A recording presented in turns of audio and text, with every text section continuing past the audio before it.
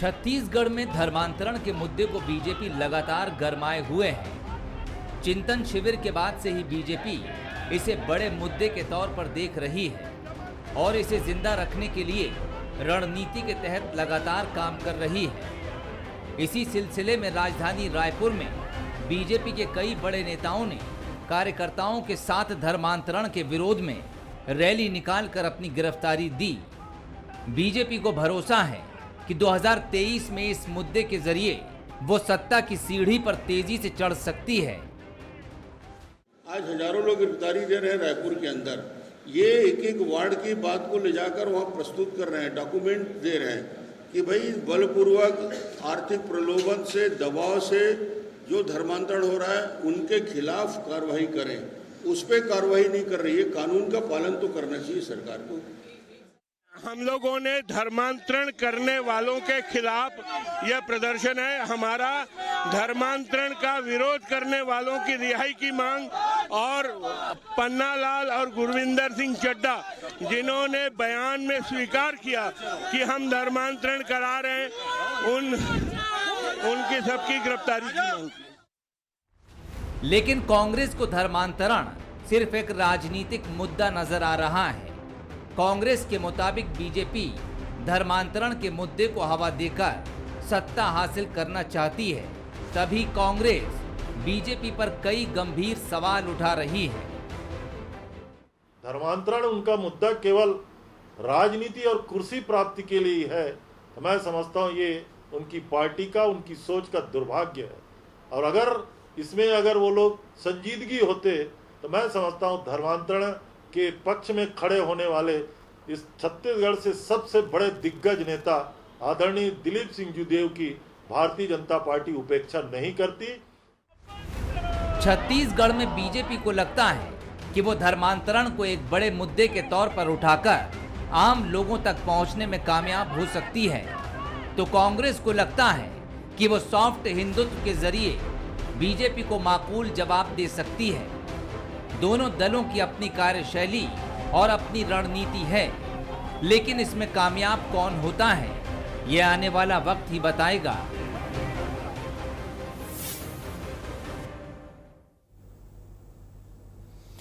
नमस्कार, स्वागत है आपका। मैं हूं अभिषेक शुक्ल। धर्मांतरण का राजनीतिकरण। जी हां, छत्तीसगढ़ में धर्मांतरण के मुद्दे को लेकर लगातार चर्चा पिछले कुछ समय से हो रही है। बीजेपी जो प्रमुख विपक्षी दल है, एक बड़े मुद्दे के तौर पर इसे उठा रही है लगातार। पहले आदिवासी इलाकों की बात हुई धर्मांतरण को लेकर, अब राजधानी रायपुर में फोकस है और इसको लेकर पिछले कुछ दिनों काफ़ी उठापटक भी देखने को मिली। बीजेपी के कई कार्यकर्ता जो हैं तोड़फोड़ के आरोप में जिनको जेल के अंदर भी डाला गया। बीजेपी ने कहा कि जो विरोध कर रहे हैं उनको जेल के अंदर डाला जा रहा है। लगातार ये मुद्दा गरमाए हुए है और आज फिर से राजधानी में बीजेपी के तमाम बड़े नेता गिरफ्तारी देने पहुंचे। गिरफ्तारियां उन्होंने दी। कांग्रेस ने इसे पूरी सिरे से खारिज किया है, कहा कि धर्मांतरण का कोई मामला नहीं है। बीजेपी जब जब जनता से दूर होती है उसे धर्म की याद आती है। दिलीप सिंह जूदेव का नाम लेते हुए तंज भी कसा गया। तो क्या वाकई धर्मांतरण का राजनीतिकरण हो चुका है? वाकई ये वोट बैंक में बदलेगा? इससे कोई सियासी फायदा या नुकसान होगा? चर्चा आज इसी पर होगी। खास मेहमान हमारे साथ हैं।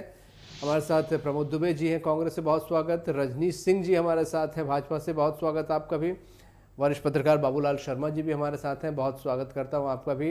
रजनीश जी, आज एक बार फिर से राजधानी में माहौल गरमाया रहा। गिरफ्तारी आपके कई बड़े नेताओं ने दी धर्मांतरण के मुद्दे को लेकर, लेकिन कांग्रेस बार बार कह रही है कि सिर्फ वोट बैंक के लिए आप लोग धर्म को याद करते हैं।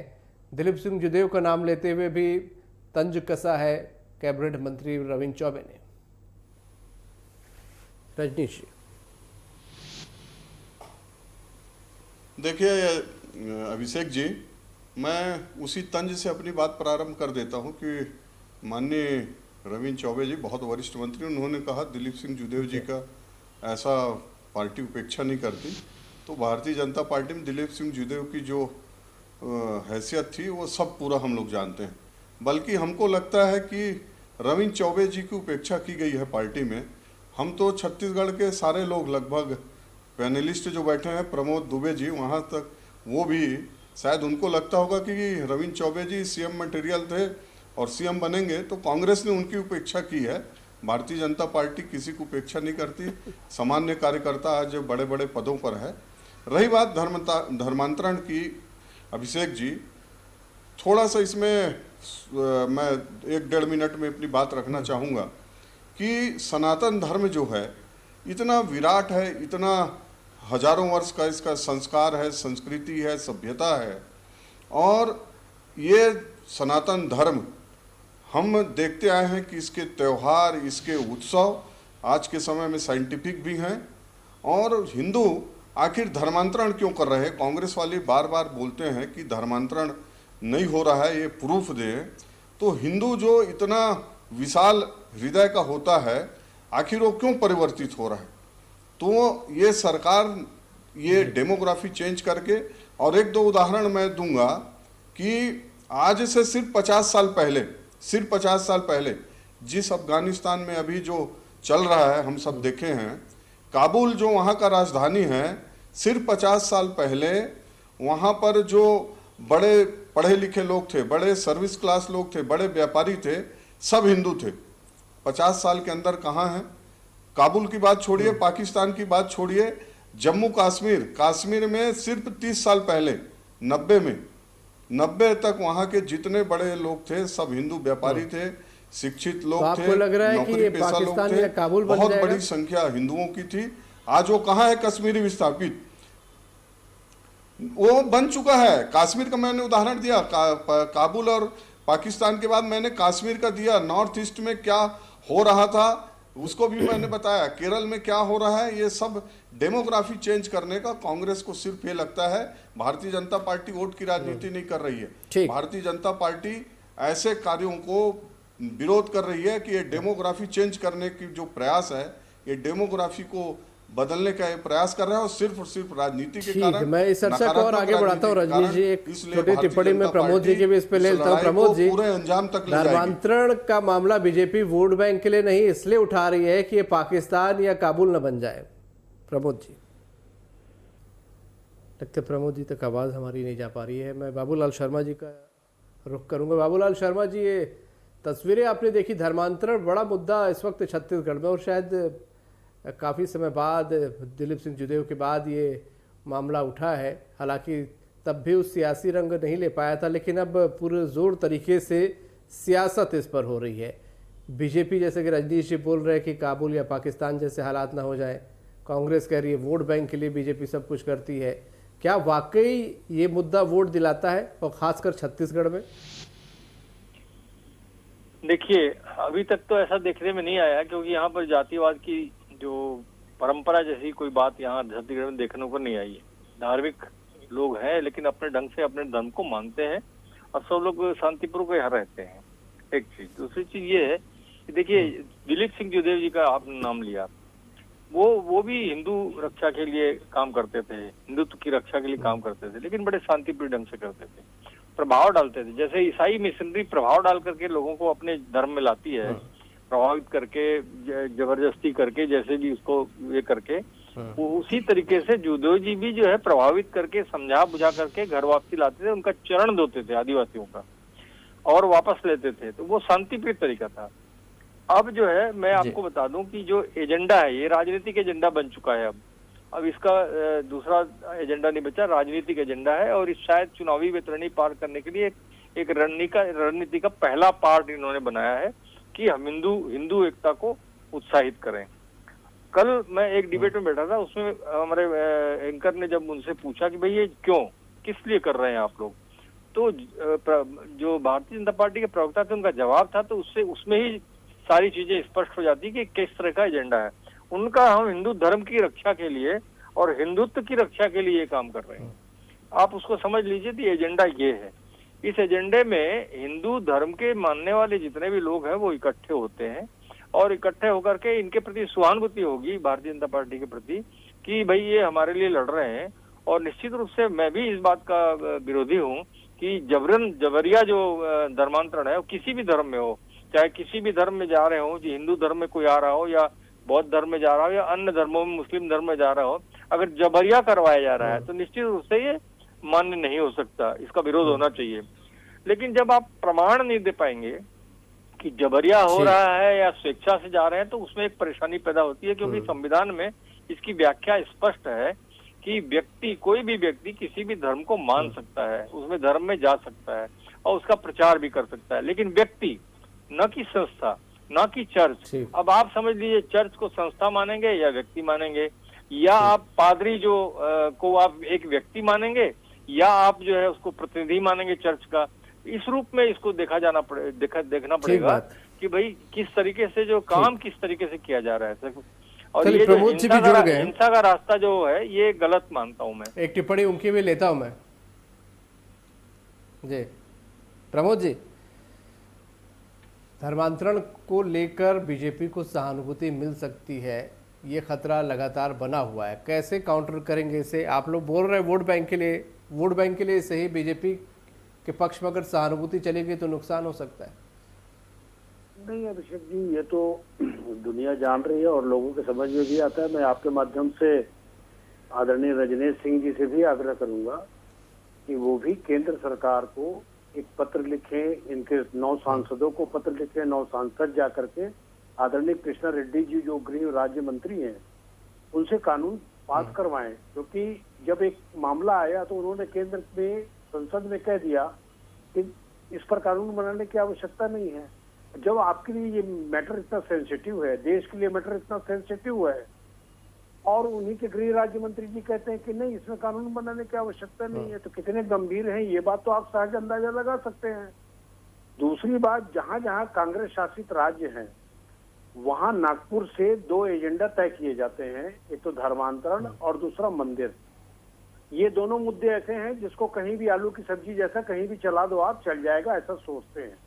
आज मुश्किल इस बात का है अभिषेक जी कि महंगाई की जो दर है, डीजल 99 रुपया हो गया, पेट्रोल 100 रुपया से ऊपर हो गया, घरों के सबके लोगों के बजट बिगड़ चुके हैं, लोग फीस नहीं पटा रहे हैं, तो ये सारी चीजों को ध्यान तो हटाना पड़ेगा ना। तो भारतीय जनता पार्टी इन सब मुद्दों पर घिर चुकी है और इन सब मुद्दों पर जवाब देने के लिए धर्मांतरण एक ऐसा मुद्दा है जिसको कभी भी लाया जा सकता है, पहली चीज।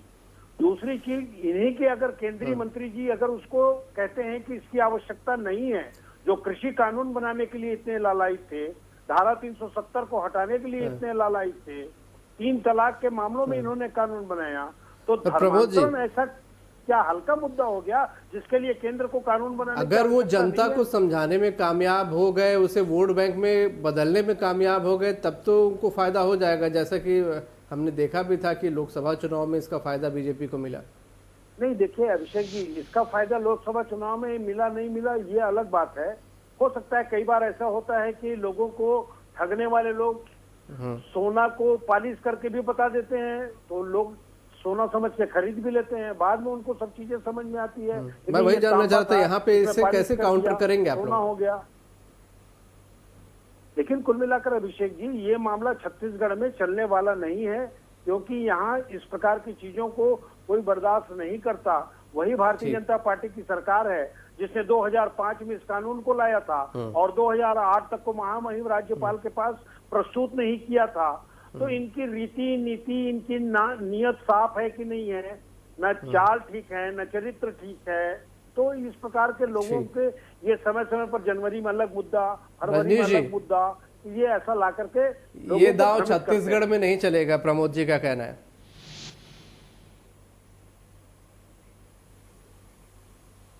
प्रमोद जी तो वही डिफेंड करेंगे और करें भी, और कांग्रेस पार्टी जो तमाम प्रकार के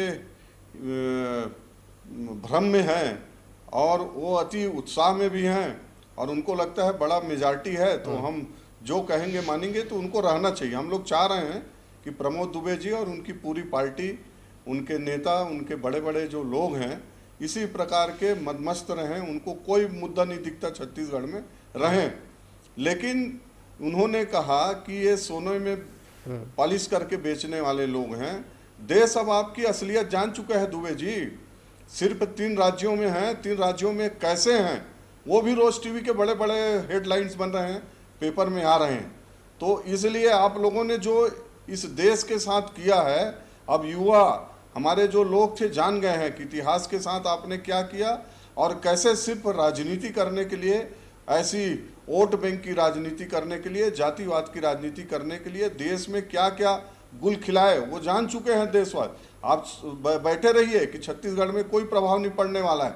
छत्तीसगढ़ में प्रभाव पड़ चुका है, एक एक आदमी समझ रहा है। जो आपके मंत्री लिखते हैं, भारतीय जनता पार्टी ने लिखवाया था मंत्री जी को कि यहाँ धर्मांतरण रोहिंग्या मुस्लिम को बसाया जा रहा है जो बाहरी हैं। एसपी को क्या भारतीय जी अभिषेक जी, अधिकारी एक बड़ा सवाल एक सीधा सा था कि आप लोग बोलते हैं सरकार हर मोर्चे पर फेल है, असफल है, तो फिर एक धर्मांतरण के मुद्दा क्यों, बाकी मुद्दे क्यों नहीं? कांग्रेस को मौका मिल रहा है कि आप लोग बाकी मुद्दों से ध्यान बटाने की कोशिश कर रहे हैं। बाकी सब मुद्दे चल, अभिषेक जी रोज चल रहा है, किसानों का मुद्दा चल रहा है। अभी एक कृषि कानून के बारे में बात कर रहे थे दुबे जी, इनका 2019 का घोषणा पत्र दिखाऊं दुबे जी, सब बात लिखे हैं आप उसी बात को। और अभी नैरेटिव फैलाने के लिए, निगेटिव फैलाने के लिए, क्योंकि आपका नेता वो सिर्फ निगेटिविटी की बात करता है, इसलिए आप सब लोग बहुत दुखी मन से, बहुत पत्थर रख के, अपने दिल पे कई टन पत्थर रख के फैला रहे हैं निगेटिव, सिर्फ और सिर्फ निगेटिव फैला रहे हैं। भारतीय जनता पार्टी के लिए अभिषेक जी रोज के लिए एक एक विषय है, रोज के लिए बल्कि 2-2, 3-3 विषय, कानून व्यवस्था, बिजली, खाद, पानी, रोज हमारे बच्चियों के साथ जो हो रहा है छत्तीसगढ़ में, इनकी क्यों क्या घोषणा पूरी हुई है? एक भी घोषणा नहीं बता पा रहे हैं, सिर्फ बोलते हैं हमने 23 कर दिया, कोई बोलता है 25 कर दिया, कोई बोलता है 13 कर दिया, और एक घोषणा बोलते हैं तो नहीं बता पाते। अभी देखिए अभिषेक जी, धर्मांतरण का मुद्दा प्रायोरिटी में इसलिए है कि जो घटनाएं हुई, जिस तरह के वीडियो वायरल हुए और जिस तरह से भारतीय जनता पार्टी के कार्यकर्ताओं को परेशान करने के लिए और धर्मांतरण से ध्यान हटाने के लिए ये सरकार प्रशासन का दुरुपयोग कर रही है। इसलिए भारतीय जनता पार्टी हर मुद्दे पर करते आई है, हर, चाहे वो किसान का मुद्दा हो, बिजली का हो, खाद का हो, चाहे कानून व्यवस्था का मुद्दा हो, सदन में भी हम लोगों ने किया है, आप सब लोगों ने देखा है, बाबूलाल जी ने देखा शर्मा है जी। और आने वाले समय में धर्मांतरण निश्चित रूप से डेमोग्राफी चेंज करने वाली है, और डेमोग्राफी का मतलब होता है आने वाले पीढ़ियों के लिए है कि ये मुद्दा छत्तीसगढ़ में काम करेगा नहीं, इसलिए दोनों अपने अपनी बातों को लेके कॉन्फिडेंट है। बाबूलाल शर्मा जी, किस तरीके से आप इस मुद्दे को देख रहे हैं? क्या ये मुद्दा 2023 में एक बड़े मुद्दे के तौर पर उठने वाला है, बने रहेगा लगातार? वाकई इससे नफा नुकसान होगा या कांग्रेस सामने बोल रही है, पीछे थोड़ी चिंतित है?